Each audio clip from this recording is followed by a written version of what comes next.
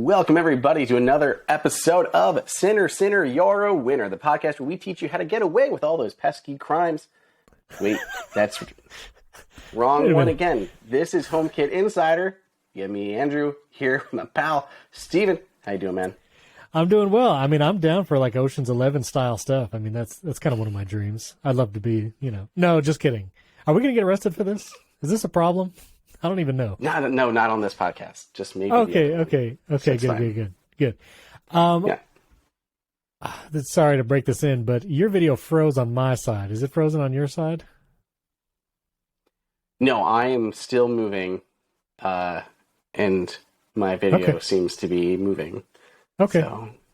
Are you recording locally on your camera just in case? On my computer. On your computer. Okay. I can hear you just fine, so we'll see what happens. All the people watching the video will love this extra behind the scenes. Yeah, perfect. Okay, very good. Because you're actually on a new computer right now. You're actually on the M2 MacBook Pro, which maybe we could talk about in a little bit. Did it blow your mind? Did the M2 just come out of there and hit you in the face when you open the computer? No. Not so much. Okay. Well, we'll talk about that in a little bit. It's not really HomeKit related, but I mean, it's the M2. It's a new chip. I'm excited about it. Yeah. One quick 5-star review. Nestor Calderon from Denver, Colorado. Thank you, Nestor, for rating this show with 5 stars. Now, we do have some news today. We got a lot of HomeKit news today, actually. And the first one, I feel like we need to talk about the iPad as a home hub, because there was some confusion after the keynote. Once the betas dropped, people were like, Home Hub disappeared in iPadOS 16. And then it was like, no, maybe it's back. And Apple kind of clarified, but it's the kind of clarifying of like, yes, you can use it as a home hub, maybe, but not totally. And then that's kind of all we got. So, Andrew, I know you got this in-depth on the iPadOS 16 Home Hub ability. I don't know why this is so difficult to say. There's so many H's in all of this. But talk to me. Right. Are people going to be able to use their iPad as a home hub in iPadOS 16? I mean, it's a yes with a big asterisk next to it. And everyone listening can feel real good that they had their greens, because this is a big pile of word salad right here. So this is Apple's full statement that they gave to The Verge. And, okay, we'll break this down in a second. I'll just read you the statement. Okay.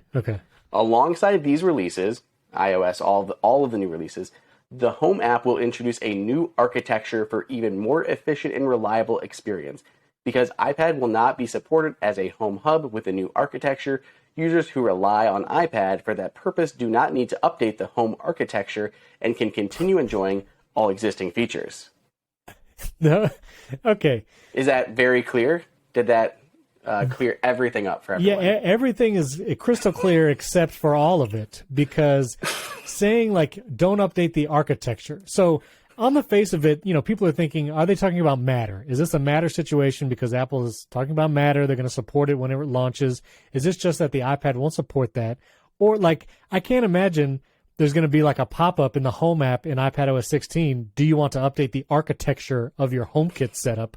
Like, I don't imagine that's going to be the thing. So like, I'm very curious what that's going to mean. Can someone upgrade to iPadOS 16 but not update the architecture of their Home app? What?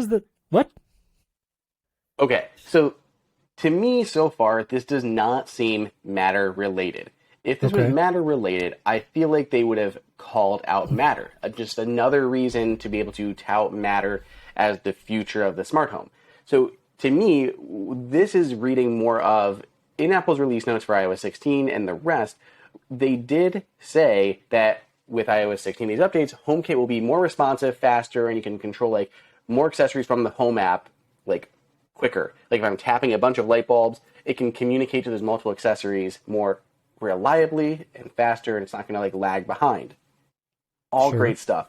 But that sounds like what they're talking about with this architecture swap upgrade that's happening in the background. So to me, it sounds like for whatever reason, iPad will not be supporting that new architecture, and just your HomePods and your Apple TVs will. But what makes this like extra confusing, in the iOS release notes, they do say to enjoy the new faster HomeKit experience, all of your devices must be updated to, those current releases. Right. tvOS 16, iOS 16, iPadOS 16, HomePod Update 16. Like, all of those have to be running, all of them, to have the faster, more reliable HomeKit experience. So to me, it's like, okay, so we're going to get this update. It's almost like when you get an update to Final Cut Pro, Steven, and like the pop-up, your library needs to be updated to work with this new version of Final Cut. I honestly expect that they might have a pop-up that says, do you want to continue using your iPad as a home hub? And it'll say, like, you won't get the faster updated HomeKit experience, but you'll still be able to use your iPad as a home hub. Or upgrade, but you no longer will be. I seem to expect that based on this feedback. And I don't even know if this was planned or if they just anticipated removing that functionality and then there was a lot of pushback and now they've like backpedaled a little bit, offering the choice. Do you want better, faster HomeKit or do you want to use your iPad as a home hub?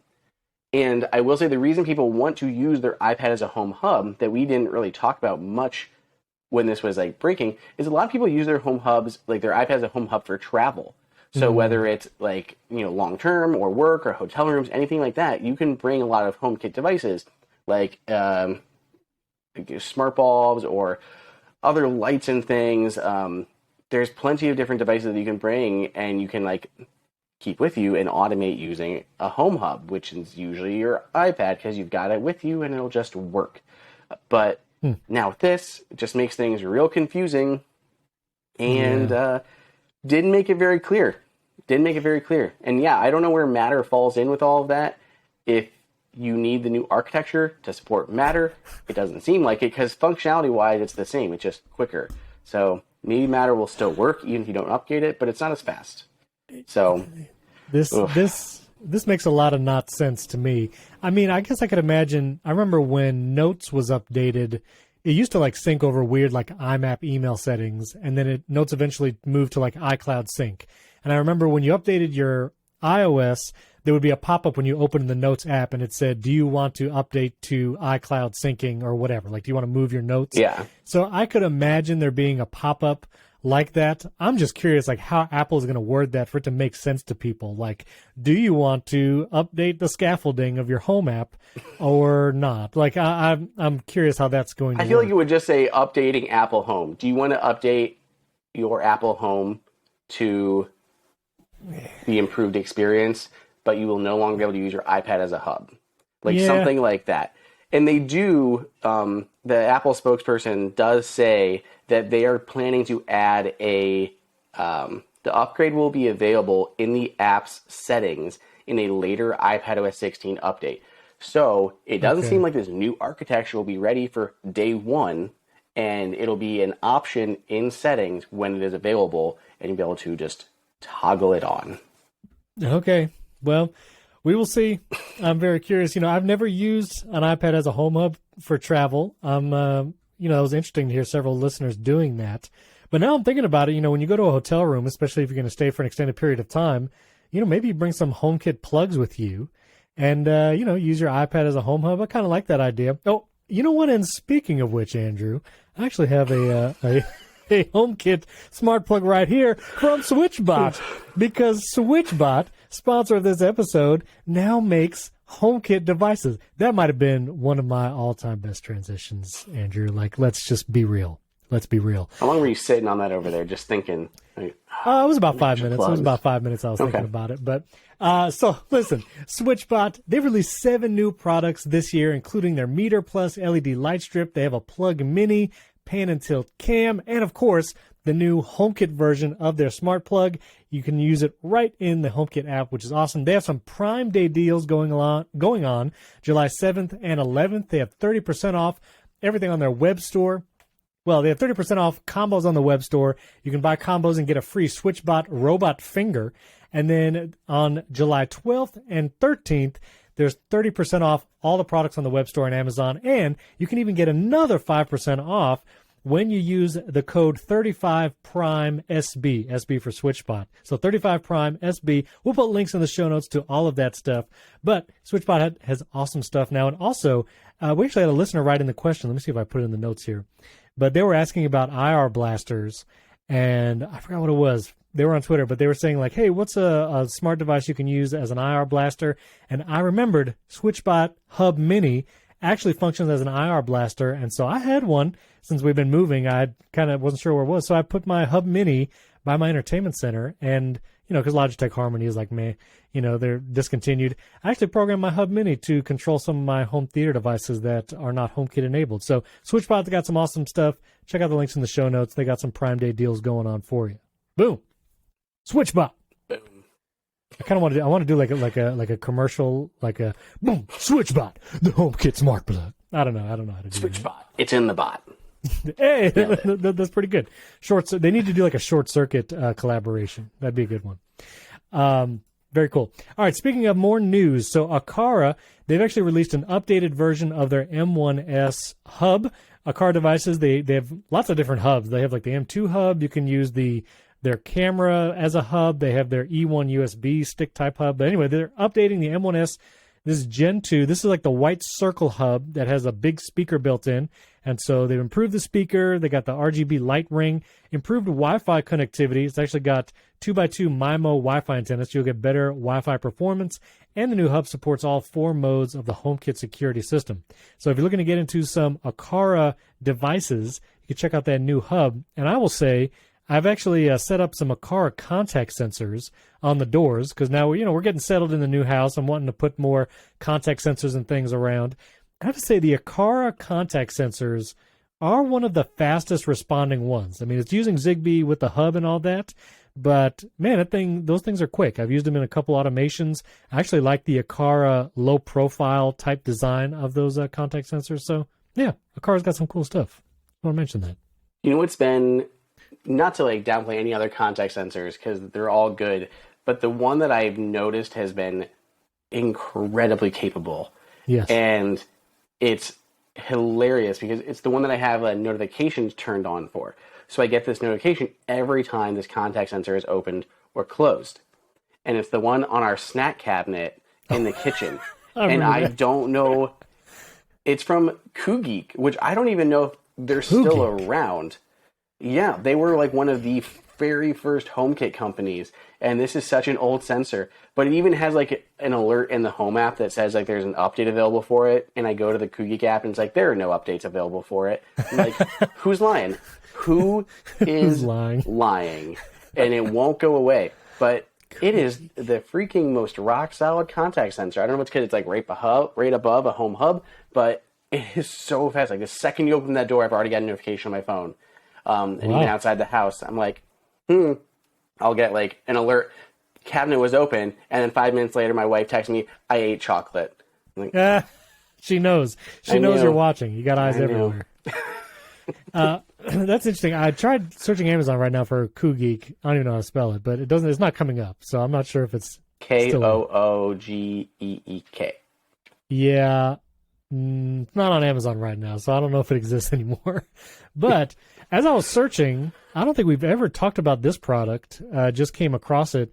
Fibaro, we've mentioned them. They have like their like eyeball HomeKit button. They have the water leak sensor. Yeah. Apparently, Fibaro has a door and window contact sensor, HomeKit enabled, of course, but I guess it's also a temperature sensor, also built into this contact sensor. It looks like pretty significant, like it's kind of big. But this thing does, I guess, temperature and contact, and it works without a hub, I guess. Have you ever heard of this thing? I mean, I've seen their door and window sensor, but I didn't look at it that closely to notice that it had the temperature sensor and stuff in there, because I've got a lot. My doors literally look like they've got like 6 sensors on them. Like they look insane. That's interesting. It also says Just read keep adding sensor. to them. What is a read sensor? REED. I don't know what that is. I don't know what that is. Anyway, I'll put a link to that in show notes. It's $70, which is kind of expensive for a contact sensor, but I don't know, maybe a read sensor like senses gold. Maybe it's like a divining rod. I have no idea. So anyway. Or prevents anyone named Reed from walking in your doors. Yeah, well, unless it's Reed Richards. Reed Richards can always walk in. You told me about this before we started recording. So Vocallink, we've talked about their products in the past. Vocallink, they make contact sensors. They make a wide variety of products. Well, their founder, who started Vocallink, has actually left the company and started a new HomeKit and smart home brand. We actually mentioned it a couple episodes ago, and I didn't have any idea that this was the Vocallink founder, but that AppleInsider air purifier that we talked about a few weeks ago, that is actually from this new company founded by the Vocallink founder. So, and you actually talked to him, is that right? Yeah, I've talked to him for years because Vocallink was really, pushing some stuff early on, and then they were the first HomeKit air purifier and things like that. And yeah, we had covered this new thread-based air purifier a couple weeks ago. We're like, oh, that's really cool. This is awesome. And next thing I know, he's emailing me saying, hey, by the way, this is what's going on. So we'll have more to share on the new company and some other, possible products or whatever they're going to be doing as they move forward. But I just thought that was curious. And he did say, Stephen, he's like, don't worry, I will make sure to have more filters available. Because I know with the Vocallink air purifier, filters were just non-existent to come by. And I love that he threw that in there. He's like, don't worry, filters will not be a problem. I'm like, love it. Okay. That's such a good thing to hear. Yes. But yeah, really interesting. Okay. Very cool. We'll hopefully we see some more stuff from Apolnos. There's a line over the O, so I think you pronounce that differently, but Apolnos, I have no idea. Sorry, I apologize to everyone, pronunciation police. Now, let's see. We want to talk about some Prime Day deals. Do you have a lot of Prime Day deals? Is there a lot of stuff you want to go into? Just checking. I don't have anything yet because very good. Couple things that I have. I don't know if we're allowed to talk about them yet. I'm clarifying some embargo dates still, and I really hope that ahead of Prime Day we can give everyone watch out for these brands. They're going to have deals. So if you're looking for this type of product, these companies are going to have some deals. Just more information right before Prime Day, because we're coming out on Monday, and then Prime Day is what, Tuesday and Wednesday, something like that, Stephen? It's the 11th and 12th, which is Monday and Tuesday, I think. So is as it Monday? You listen, okay. As you listen to the next episode, it should be, Yeah, so hopefully we can provide more information, because there's a couple things that I've included into, and I don't want to get in trouble with anybody, but hopefully we can share some more deals. We should be able to for sure share them on Prime Day. So, Prime Day episode, be sure to listen. So next, we'll be able to hopefully help. And you were right. It is July 12th and 13th. I'm sorry, which is Tuesday and Wednesday. Okay. So the next episode will come out on the 11th, right before Prime Day, and we'll tell you all the stuff that you should get. Which there was actually a listener question from Nev Harris on Twitter. He was asking about Prime Day, I think. He was Amazon Prime Days. He's looking to buy some new light switches. So we will let you know on the next episode what Prime Day deals might be out there for light switches. I also wanted to warn him and everyone else looking for light switches, Nev Harris. We know that those Wemo thread light switches and dimmers are rumored, whispers in the wind. And so I told him, he says he doesn't really need these light switches for another 3 to 5 months. He was just trying to take advantage of Amazon Prime Day deals. But I would say, even with those deals, you may want to hold off, because there's probably going to be updated light switches, especially with thread. And trust me, you want thread. You want thread in as many HomeKit and smart home devices as you can. So, Nev, if you can hold out and not buy the switches until at least the Wemo thread ones come out, I would hold on. I would hold on and wait till you do it. Now, Andrew has disappeared from the video if you're watching on YouTube, but that's okay, because I can take a moment and wait a minute. No, he's back. He's thinking about it. I'm just trying to find my microphone case, because my existing mic, the battery is dying on it. So keep going. Okay, Let's wonderful. Chat about your next transition. Okay, very good. Well, Andrew is searching for his mic thing. We want to thank our friends at Collide. You've heard about Collide before. It's traditional endpoint Collide. So when you think about traditional endpoint security tools, it can make a workplace feel like a surveillance state and turn users and the IT team into adversaries.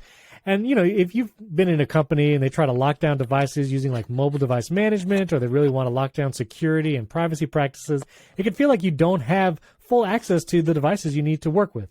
Well, it doesn't have to be this way. Collide is a device security solution built around honest security, really empowering the employees and members of your team to take security and privacy into their own hands.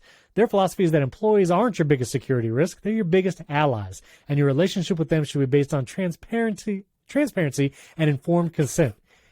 I don't know why I'm struggling to speak. Transparency and informed consent, because Collide works by notifying your employees of security issues via Slack. I love this. And it gives them step-by-step instructions on how to solve those issues themselves. Collide provides the right level of visibility for Mac, Windows, and Linux devices, and it can answer questions about your fleet's security that traditional MDMs can't. So you can meet your security goals without compromising your values. Visit collide.com/HomeKit to find out how, KOLIDE.com/HomeKit to find out how. And when you follow that link, they'll actually hook you up with a goodie bag just for activating a free trial. That's KOLIDE.com/HomeKit, and the link will be in the show notes as well. Our thanks to Collide for sponsoring this episode. All right. Are you back now? Did you fix your mic there? I think we're back. Okay, I think so. I think we're back. Okay, very good. This episode, man, it's feeling a certain way. You know what I'm saying? It's just kind of like... It is. And for everyone else who is listening, I was even late because of an appointment before this, and then it surprisingly went long. So we even started this late. So we just started off on like a good foot, and then just... No. We're good. We're going to pull it out here because I'm excited because there are new MagSafe chargers from Belkin. And the one that I'm most excited about, you can tell me the other one that maybe I missed, but the Belkin 3-in-1 tree-style charger. I used that thing for a while. I bought it as soon as it came out, but then it didn't have Apple Watch fast charging for the Apple Watch Series 7. I moved to the Belkin like flat 3-device charger because that fast charged Apple Watch, but I always missed the tree. I love that tree charger because it's such a small footprint on your nightstand, and I like the things hanging, better visibility. And so Belkin actually released a new 3-in-1 tree charger. Looks exactly like the old one, comes in white or black, but it does fast charging for the Apple Watch. It's coming today as we record. It's being delivered to my house. I said, I'm going to get it. And I got it. But what else they got going on? They got new MagSafe chargers too? That is the big one in terms of MagSafe. They do have a separate product announced, which is a new 70-watt GAN charger, 2 USB-C outputs. Very handy. But yeah, no, this is the one that I was excited about. Finally adding that Apple Watch fast charging to it. That's been my biggest thing is like I have, again, like you said, on my nightstand. I hate the other ones because they're so long. They take up space on my nightstand, and I don't have it. I'm a cluttery person over there, and I don't have the space for the long one. So by having that tree version, so much better. But then I wear my Apple Watch to bed. I sleep with it. I do the sleep tracking, and I can't handle the slower speeds. Like I just set it on there, and it takes forever to charge without the fast charger. I don't know how everyone who doesn't have a Series 7 and how I didn't do this before a year ago, because it just seems ridiculously slow without that fast charger, man. Yeah, 35% faster charging on the Series 7. It doesn't sound like a lot, but I remember... It even seems like more. It does seem like more, and I also wear mine when I sleep because I like tracking my sleep. And I remember with Series 6 and earlier, I would put it on the charger when I got ready in the morning, took a shower or whatever, and then I would put it on the charger at night for whenever I was watching something. But I felt like the Series 6 never got to 100%, even that like charging for a small amount of time in the morning and in the evening. With the Series 7 and a fast charger, it is hitting 100% both times. If I throw it on the charger in the morning and I go get ready, I get the notification that it hit 100%, like before I'm even done getting ready. And then in the evening as well, I'll throw it on the charger before I go to sleep. I watch something, 100% again, right before I go to sleep. And so if you have a Series 7 and you are not using a fast charger, it is worth it. And this Belkin 3-in-1, like, they're not a sponsor. Like, they're not giving us anything. I bought that charger with my own money, but I really love the fast charging, and I love their tree design for the space and surface area savings. So good on Belkin. They say it goes, Belkin says it'll go 0 to 80% in only 45 minutes. So that's amazing. That's quite rapid. And especially if you're doing it for sleep tracking, like you don't need much to make it through sleep tracking. It takes very little battery life. So you wake up in the morning and you basically are just topping it off. So I have to do my like larger charge towards the evening, and just getting ready for bed. I'll toss it on there, and I need like half an hour maybe, and that's it. It's good to go. Boom. It is good to go. Unless you're using a regular charger, then it's like 2 hours. Exactly. No, exactly. So long. So I love that. I remember I convinced William First to buy world that tree. problems. Yeah, I know. I convinced William to buy that tree charger when it first came out. Now I'm gonna try and convince him to buy the faster charging one too. We'll see. We'll see if I can get him to do it. This is not in our notes, Andrew, and I just want your personal opinion on this. This is something that when I was moving into the new house and I wasn't sure what kind of internet access we were going to get, I put myself on the waiting list for Starlink, the satellite internet from Elon Musk, and I just got the email a few days ago saying it is ready. You can sign up for Starlink and we will send you your satellite dish right now. And I'm looking at the email right now. I have 1 day to confirm my order.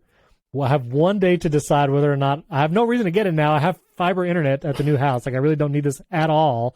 But it's like I have this email here and I could get Starlink if I wanted to. And if I don't confirm, then it just goes away. Like I'm, off the waiting list and you have to wait another, I don't know, whatever year and a half. So I don't know. Andrew, you think I should get a Starlink just because? Just to try it? What's the layout cost like to buy the hardware?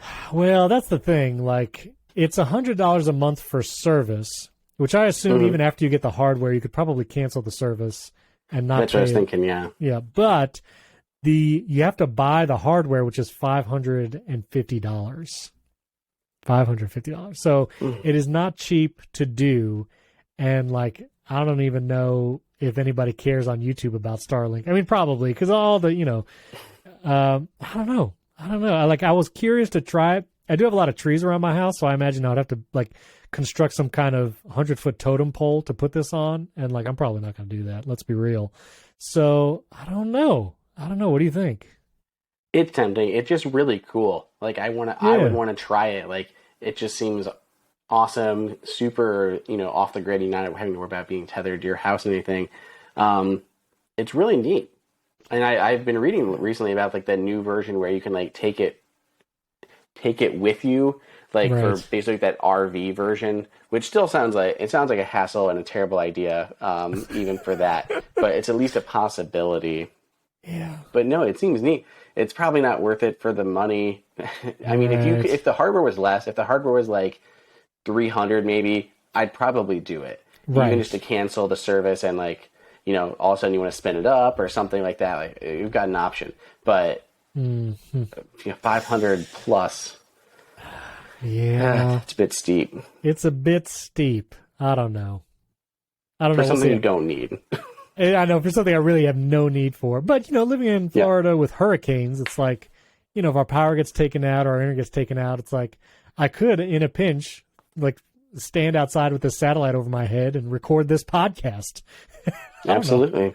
I don't know. All right. Well, tune in to next week's episode because I'll let you know if I decide to do it. I'm not buying that on the air. I got to think about it more than just buying it live as we record. All right. So tell me, you're right now, you're talking to me through the M2 chip. Your voice is literally going through the silicon that Apple has put in that computer. And tell me, you have the M2 MacBook Pro. MacBook Air is not available to purchase yet. Is there any difference? Do you notice any difference between the Andrew held it up for the camera? It's a space gray 13-inch MacBook Pro. It looks the same as it has for the last 5 years. But yeah, what do you think? Like you said, it's the same. It's the same thing. I don't really notice in day-to-day tasks. I'm not really notice anything different. I mean, we have slightly faster clock speeds on the cores, and you have. Oh, your microphone. I can't hear you. Your microphone died. Andrew's microphone died, and now he is frantically searching for the battery, and he disappeared again. You know what? This is a prime opportunity for me to thank our third and final sponsor for today's episode. And listen, before you go anywhere, I'm going to show you my receipt because I literally bought another product from this sponsor. They didn't send it to me, although I did use our discount code. HomeKit is the promo code if you go buy something from them. But I bought towels from our friends at Nebbia. You know Nebbia, They make incredible shower heads, the Nebula by Moen Spa Shower. They make the Nebula Quattro. Love their shower heads. They're height adjustable, easy to install. They save up to 45% of water compared to other shower heads. But they have a great shower experience. It atomizes the water. There's great thermal comfort. It feels like a spa. But I want to prove to our listeners, you can see this if you go to youtube.com/HomeKit Insider. This is my Nebula towel purchase. I bought the Nebula towels, and I used our discount code. And, I am now just like a Nebula fanboy because I used their Quick Dry Earth Mat. I love their Earth Mat, still using that. And now they got towels, so I'm buying the Nebula towels. And, I just love everything they make. And so I think that you guys should get it too. Andrew, do you like Nebula too? What do you think? I do. I also think that you should be just a paid Nebula social influencer because you are going all in. I love it. Yeah, I still think that Earth Mat is the coolest thing. I am so picky with towels, so I cannot wait to hear, hopefully in the next episode, how you like those towels. I will. They just arrived, so I will next. I think they have a couple more ad spots in the next couple weeks, so I will sing the praises of the Nebula towel as well. But man, I just love it. You should try the shower heads. You should try the towels. You should try the Quick Dry Earth Mat. I will say it is one of my favorite things in my bathroom. It's really cool. But if you want to get the shower, the Nebula by Moen Spa Shower starts at just $199. And for HomeKit Insider listeners, we have a deal for you. Nebula.com/HomeKit. Use that promo code HomeKit at checkout to get 10% off all Nebula products. The towel, the Quick Dry Earth Mat, the Nebula by Moen Spa Shower, the Nebula Quattro Shower Head. I really like the Quattro Shower Head, actually. And again, Nebula doesn't do sales, but they have partnered with us for a long time, and they make great stuff, as I can attest to. So jump on it, Nebula.com/HomeKit, Nebia.com/HomeKit. Check out what they have to offer and save 10% with promo code HomeKit. And now Andrew's back. The M2 chip literally recharged his microphone as he walked around it. That's how much power. No, I'm just kidding. So not really much of a difference, eh? Not really much of a difference. No, not really. So there's improvements to the M2, right? So they do have a faster clock speed for the individual cores. Still an 8-core chip, still 5-nanometer process, slightly faster clock speed. So we do see higher Geekbench scores for the single core as well as multi-core just overall. They're going from, so the M1, it had a 7 or 8-core GPU. With the MacBook Pro, they only came in the 8-core options. If you got the MacBook Air, you could choose between the two. But for the MacBook Pro, it had an 8-core. So it is going from an 8-core to a 10-core GPU. And then you have the new hardware-accelerated video encode and decode engines, which are there, should help with some video production stuff. And you have the 50% faster memory bandwidth. So now these can handle up to 24 gigs of unified memory before they capped out at 16. So there are some tangible changes to the M2, but I cannot see for the life of me why anybody on the planet should buy the 13-inch MacBook Pro versus the new MacBook Air. Yes, the MacBook Pro has active cooling and you're going to get slightly better performance. We saw the same thing with the M1 versions, slightly better performance. Not a huge leap in performance. If you want a huge leap, go to the 14-inch and you get all the benefits there. But, the MacBook Air is lighter. It is... cooler design. It is lighter. It has the same chip. You have MagSafe 3, so you have effectively an additional port because you have 2 USB-C on the MacBook Pro, and you have to use one to charge. So you have MagSafe 3 on the MacBook Air. It has a larger screen because you've got that bar at the top now with a notch, so you're getting a 13.6-inch versus 13.3-inch screen. You have a 1080p camera on the MacBook Air. For the tiny amount of performance difference between the two, I do not think it's worth it to pick up the 13-inch MacBook Pro. If you need more performance than the Air, you're going to have to spring for the 14-inch MacBook Pro. But at that point, you're getting SD card, HDMI, the ProMotion display, you're getting the larger screen, you're getting all the other benefits. Yeah. So the M2 is nice. But even video production, I exported a video and I saved 14 seconds on a 20-minute 4K video export. No. Listen, don't buy the M2 MacBook Pro. Wait for the M2 MacBook Air. If you're in the market for a laptop and you have to spend under $2,000, the M2 MacBook Air is going to be the one to get. You're probably going to have to buy it on pre-order day because seeing Apple's supply chain issues, Studio Display still really can't get it for months. So you might want to jump on it, especially that midnight color. I'm sure that's going to be the first color. We had a rumor. I might have been like today, Steven. That's right. Yeah. So the newest rumor says these could hit store shelves on July 15th. That's roughly right. 2 weeks or so. And pre-orders opening on the 8th. The 8th. So that's next Friday. Just a few days away. This Friday, yeah. As you listen to this episode. This is Monday, Steven. It is Monday right now as we speak. And so this Friday, pre-orders might be open for the MacBook Air. So you might have to jump on it. It could be confirmed by the time people are listening to this. So that is true. Stay tuned to AppleInsider for the latest news. Exactly. If you're tracking that MacBook Air. that thing. All right. Well, I want to share I installed a new camera. I finally got my my Eve outdoor cam set up. There's the shot right there for my Eve outdoor cam. It's on like this like barn shed thing in the backyard. Let me tell you something. Almost died trying to swap that out. It was high up, and trying to disassemble a floodlight that's already installed, not easy. It was my first time ever doing that. Those things are complicated. And then the wires are real stiff and rigid. Nothing to do with the Eve outdoor cam. Eve outdoor cam, 2 thumbs up. Love the camera. The light, the motion light is great. You can break out the actual floodlight from the camera if you'd like. So if you want an individual card, you can automate the light and all that in the Home app. And just want to say, I know we already talked about the Eve outdoor cam, so we don't have to talk about it a ton, but really like it. It is right on the edge of my Wi-Fi reach, which is the one thing that's it cuts out. Again, no fault of the Eve outdoor cam, but it cuts out pretty often because it's right on the edge. And I see in the Home app, the picture I just showed was actually a still photo, because if I try to get a live shot right now, it's just going to say it's not responding because it's for some reason the Wi-Fi fluctuates like the wind. I don't know if there's anything between the camera. If it rains, no. Yeah, Yeah, if it rains, if someone lets a balloon go and it floats through the the one line of sight. So I'm thinking about. I'd be curious if any of our listeners have gone to these lengths, but I am thinking about installing a Wi-Fi router on the exterior of my home, which I thankfully planned for while we were doing construction. I have one Ethernet cable curled up right under the soffit of the in the backyard of the house, and so if I really wanted to, I could just go through the soffit, grab that Ethernet cable, and power over Ethernet, add another Unify Ubiquiti Wi-Fi router, and then I'm sure the camera would have no problem. And then I could also add other HomeKit outdoor devices in the backyard. We would have great Wi-Fi coverage all over the backyard and pool area and all this kind of stuff. So I'm thinking about it, but I haven't done it yet. Do you have any struggles with exterior HomeKit devices? Do you have a Wi-Fi router on the side of your house?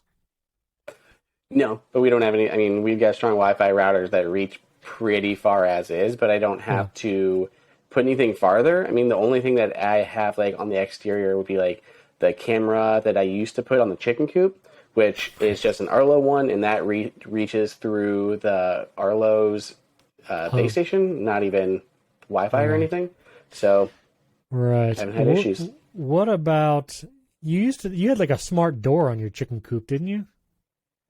Yeah, but it's not Wi-Fi connected or anything. It's just battery-powered, solar-paneled, and it just opens and closes based on the sunlight or a timer, stuff like that. But it doesn't have external control. I mean, I can't remotely corral the chickens inside and then shut the door behind them or anything like that. So it just goes on and off based on the sun. Maybe I'll buy that Starlink satellite dish and just put it right. Have just one internet connection to the Eve outdoor cam. Just put it right Perfect. there. Yeah, super. But I'd have trouble getting it on the same home network, I guess. But anyway, Eve outdoor cam is great. I just might need to upgrade my outdoor Wi-Fi. And now let's hit one more listener question before we go. This is from Fabian. I actually had a friend, Fabian, in college. What's up, Fabian? Fabian Vasquez Oresti. He was asking about thermostats. He's got a 2,800 square foot home, and there's 2 HVAC units for cooling and heating either side of the home. And so he's looking at getting 2 thermostats. And of course, as soon as he said thermostat, my immediate thought was, no question, get the new Ecobee Premium with that brushed aluminum side, the new user interface. the Ecobee is the way to go. I mean, that's what I did. And if you need to, I actually have the same situation in my new home. I actually have two HVAC. There's like a unit on either side. And so I got the Ecobee. This was before the premium was out, but I got the Ecobee with voice assistant for like the one that is closest to where we interact with most of the time. Put the more expensive one where you're going to be like using it a lot. And then I got the Ecobee Lite, which is $150. I put that on that second system. The systems can talk to each other. I mean, if you could use the Ecobee app and program them all there. You can have both of them in the home app, but I'm not sure, correct me if I'm wrong, Andrew, but I don't think you can like tell the Ecobees, try to, like everybody try to get to 74 degrees all over the house and manage it. You can do that with the sensors and and pair those with the thermostat, but I don't know if you can get two thermostats to do that, but I'm not sure. Do you know anything about that? No, I don't know if that's a thing. Yeah, I mean, for picking out which ones, it depends on what he thinks like he wants in terms of functionality. Obviously, the new ones are very cool and they look really pretty. So I like the new ones, but it's definitely a higher cost to outfit two spots with the highest end thermostat that they make.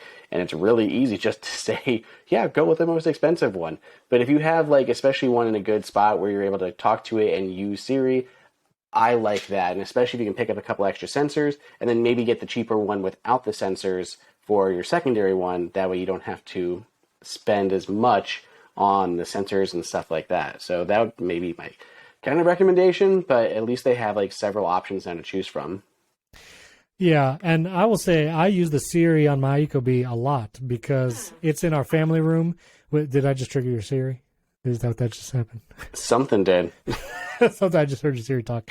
But in our family room, I have my 7.1 Dolby Atmos surround with a home theater, and I was like, it's kind of dumb to put a HomePod in here unless just for Siri, but I don't need to because I can talk to the Ecobee thermostat and it does all the Siri things that I need it to, and it works great. So I love Siri on the thermostat. I think it's a great idea.